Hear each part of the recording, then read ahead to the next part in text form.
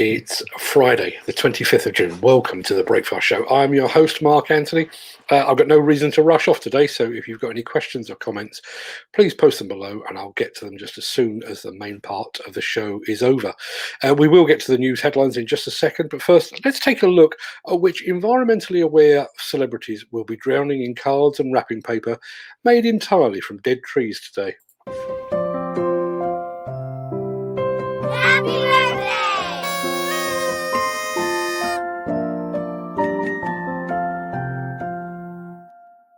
It's a happy heavenly birthday to architect Antoni Gaudi. His astonishing basilica in Barcelona remains unfinished almost 100 years after he died, which sounds a lot like many of my DIY projects. It's many happy returns also to author George Orwell.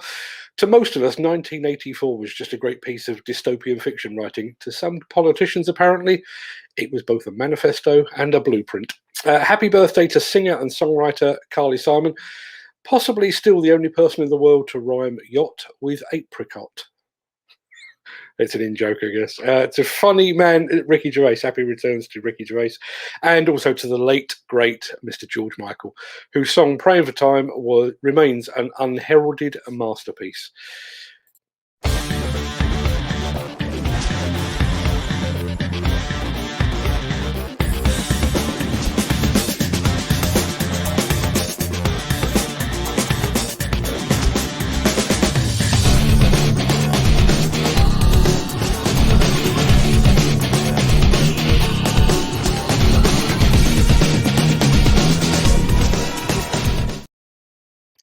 If you were watching yesterday, you'll know that we had just learned of the tragic and deadly collapse of an apartment building in Miami in the United States. 24 hours later, and this is what we know so far.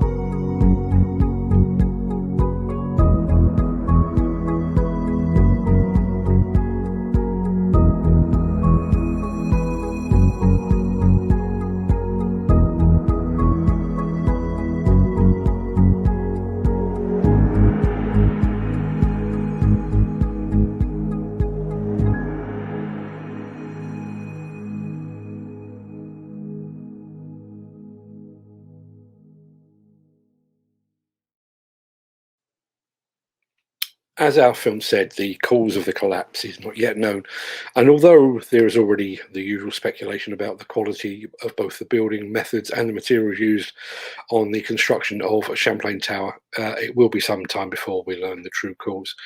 But there are two things that really strike me here, and the first is the response from the rescue crews and the fact that 24 hours or more on, they're still actively trying to dig out survivors and victims from the wreckage. Compare that to the collapse of the Didcot A power station boiler house, where the health and safety executive threw a cordon around the site faster than you could stay. There are men still in there. It would be more than 6 months until the HSE was satisfied that the site was sufficiently safe to allow what was then a recovery process to take place. I understand the need to protect the safety of recovery workers, but I also understand the human desire to do our best for our fellow man. A more telling comparison, I think, has only just begun. Even though they are very different in terms of scale and likely death toll, the Champlain Tower collapse is reminiscent of the Grenfell Tower fire. The Grenfell Tower blaze happened on the night of 14th of June 2017. 4 years later, the inquiry into that fire that killed 72 people remains ongoing. And experts are now predicting that the inquiry could stretch well into 2022, and that's before any criminal proceedings can commence. Based on the speed with which the US authorities investigated the deadly collapse of the Killen power plant in Ohio, there is now a very, very real likelihood that the Champlain Tower inquiry will be concluded before the Grenfell Tower investigation, even though the British inquiry had a 4-year head start. The Miller GT series heralds a new era of unrivaled power and cutting-edge intelligent coupler technology, increasing job site safety, machine versatility, and productivity. It's the added versatility that you need at the value you can afford. To find out more, visit millergroundbreaking.com.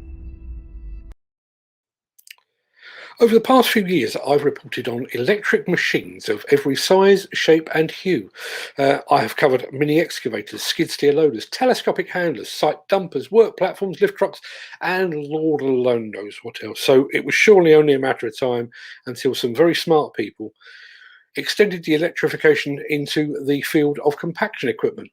And those smart people, as it turns out, are the team at Dynapack.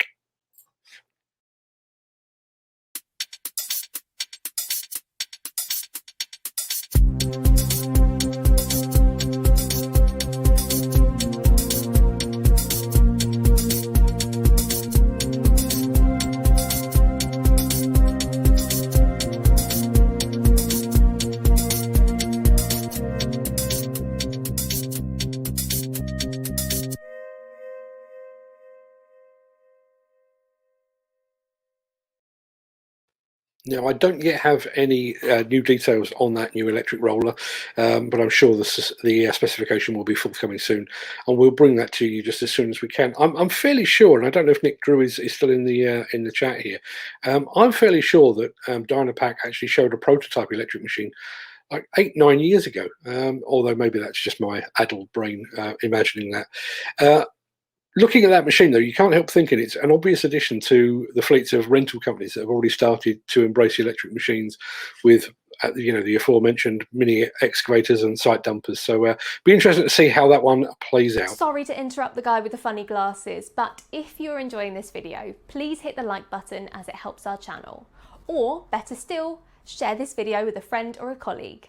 Thank you. Right, back to Beardy. A few weeks ago, we brought you footage of the epic explosive demolition of the cooling towers at the former Rugeley power station.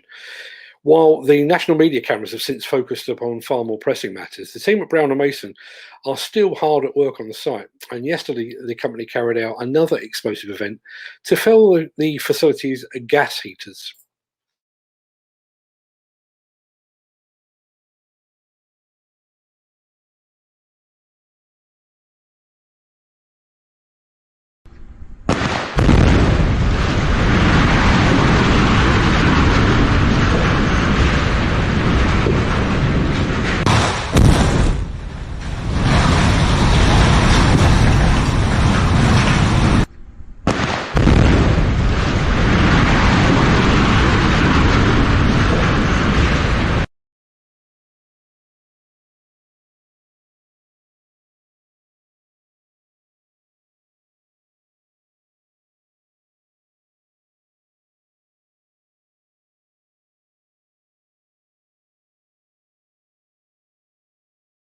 Another cracking job by the team at Brown & Mason.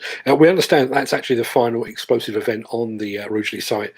The two absorber towers left standing after yesterday's implosion, and that was deliberate before anyone suggests otherwise, are scheduled to be demolished using excavators. Now that pretty much wraps up today's episode and the Breakfast Show for this week, but we're not done yet. Tonight at 6 p.m, we will be premiering a new video featuring equipment auction giant Ritchie Brothers. Would you like a sneak preview? Yeah, of course you would. In this exclusive interview with Ritchie Brothers' Rupert Craven, We look back at a year in which his company has gone from strength to strength in the face of global adversity. And I started by asking him about the most recent equipment auction to take place at the rejuvenated Maltby facility.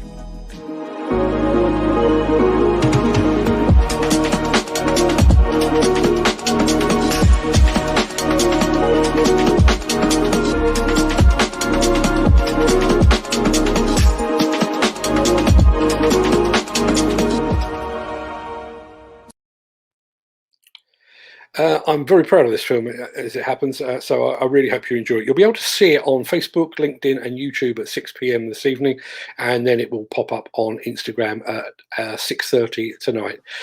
Then at some ungodly hour tomorrow morning, our Omnibus Weekend Wrap Show will drop to allow you to look back at the industry news, highlights and lowlights in a single bite-sized show just in time for the weekend. And of course, I'll be back here, usual time, usual place on Monday morning for yet another Breakfast show. We are rapidly closing in now on our 100th episode, and we already have some tweaks, changes and improvements planned to mark that auspicious occasion. So watch this space. Right, unless there's any further business, I will declare this show adjourned. I am off to finish listening to the latest podcast from my Construction Collective colleague, Peter Haddock at Content with Media. Speaking of which... If you'd like the future of the construction sector beamed directly into your ears, simply search for Content with Media on iTunes or your preferred podcast platform. Your ears will thank you. I actually started listening to the latest episode yesterday, but I just ran out of date. You can check it out on all good podcast platforms. Just search for Content with Media. Alternatively, if I can find the right button, and I just did, I will post a direct link to Peter's show in the chat. That just about does us for today, for the main part of the show anyway. Have a great weekend, everyone. I think you've all deserved it. Putting up with me 5 days a week is enough to make anyone deserve a long weekend. I'll be back here, as I say, Monday morning. Until then, stay safe, look after yourself, your family, your friends and your colleagues, and I will see you all again very, very soon. Thanks for watching.